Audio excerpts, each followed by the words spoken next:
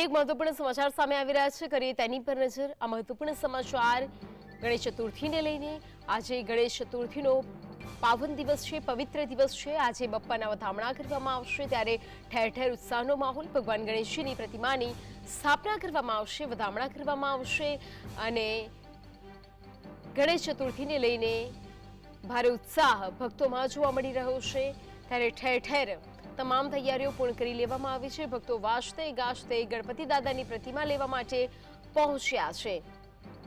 તો ગુલબાઈ ટેકરા વિસ્તારમાં મોટી સંખ્યામાં લોકો પ્રતિમા લેવા માટે પહોંચી ચૂક્યા છે અને બપ્પાના વધામણા કરવાની તાલાવેલી જોવા મળી રહી છે। અમદાવાદમાં 500થી વધુ પંડાલમાં ગણેશજીની સ્થાપના કરવામાં આવતી હોય છે અને આજનો એ શુભ દિવસ છે કે જ્યારે બપ્પાના વધામણા કરવામાં આવશે।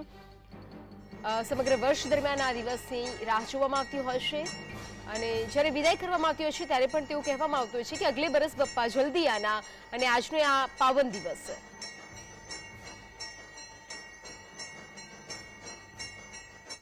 વધુ વિગતો સાથે સંવાદદાતા ઝલક લાઈવ જોડાઈ ગયા છે। ઝલક, આજે ગણેશ ચતુર્થી પાવન દિવસ પર ભક્તોમાં શું ઉત્સાહ? ગણેશ ચતુર્થી છે, જે વિઘ્ન હર્તા છે ગણેશજીની છે તે સ્થાપના કરવામાં આવશે। પંડાલો ઉપરાંત જે મંદિરો છે, પંડાલો ઉપરાંત જે ઘરો છે તે ઘરોમાં પણ છે તે લોકો દાદાની સ્થાપના કરતા હોય છે। ત્યારે તમે જોઈ શકો છો કે જે ભક્તો છે સ્થાપના કરવા માટે સાથે જે દાદાની છે તે પ્રતિમા લઈ જવામાં આવે છે અને તેની સ્થાપના કરવામાં આવે છે। એક અનેરો ઉત્સાહ છે તે લોકોમાં જોવા મળી રહ્યો છે। વાત કરીશું મૂર્તિ લેવા માટે આવનારી, આપનું નામ? રવિ ચૌહાણ। રવિભાઈ, પ્રતિમા લેવા આવ્યા છો દાદાની, કેટલા વર્ષથી સ્થાપના કરો છો? કઈ જગ્યાએથી આવો છો? આપણે ન્યુ રાણીપથી શ્યામીસમાંથી 9-10 વર્ષથી આપણે ઉજવીએ છીએ સારું એવું ધૂમધામથી સોસાયટીમાં આપણે લાવીએ છીએ। શ્યામીસ યુવક મંડળ અરે આપણે ગણપતિ છે મોટાવી ગણપતિ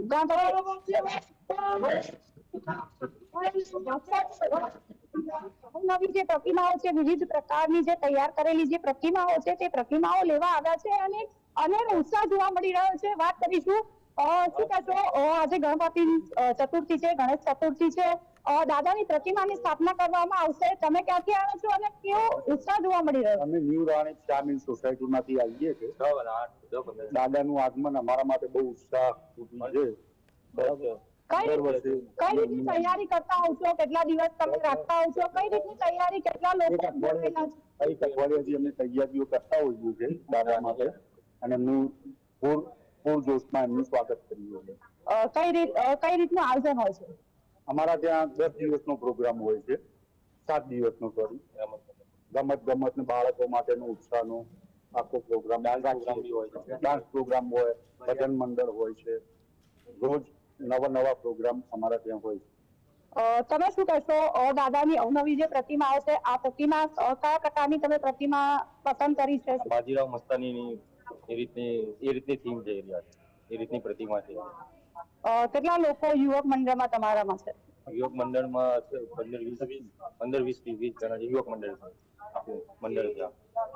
તો તમે જોયું તે રીતે કે જે લોકો સવારથી જ જે ગુલબાઈ ટેકરા વિસ્તાર છે કે જ્યાં ગણપતિજીની જે પ્રતિમાઓ છે તે મોટા પાયે તૈયાર કરવામાં આવે છે અને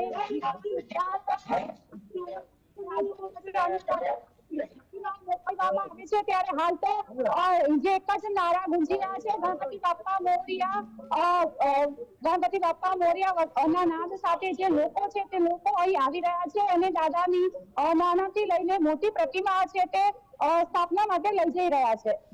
જી ઝલક જોડાઈ, સમગ્ર માહિતી આપવા બદલ આપ